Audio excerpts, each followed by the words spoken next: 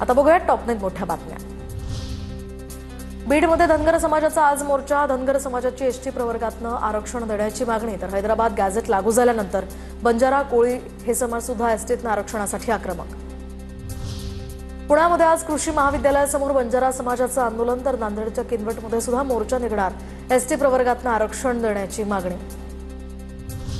छत्रपती संभाजीनगरमध्ये मराठा क्रांती मोर्चाचे संजय लाखे आणि शिवानंद भानुसे गोलमेज परिषद भरवणार। एका महिन्यात मराठा समाजाला सरसकट ओबीसी आरक्षण देण्याची संजय लाखे आणि शिवानंद भानुसे यांची मागणी।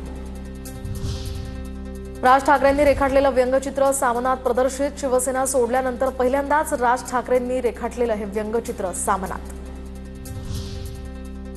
ठाकरे सेनेच्या शाखा प्रमुखांची शिवसेना भवनात उद्धव ठाकरेंच्या उपस्थितीमध्ये बैठक पार पडली।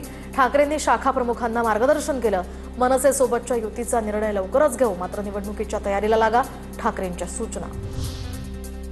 भाजपच्या बालेकिल्ल्यात उद्या अजित पवारांच्या राष्ट्रवादीचं चिंतन शिबिर। तर स्थानिक स्वराज्य संस्थांच्या निवडणुकांच्या पार्श्वभूमीवर या चिंतन शिबिराचं आयोजन। पक्षाचा विस्तार करण्याचा राष्ट्रवादीचा प्रयत्न।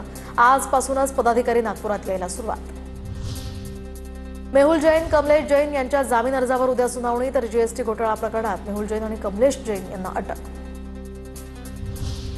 नवी मुंबईतील वाशीमध्ये कथित बेकायदा इमारत प्रकरणी या ठिकाणी पाडण्यासाठी दिलेल्या नोटिशीला कोणत्या अधिकारात स्थगिती दिली।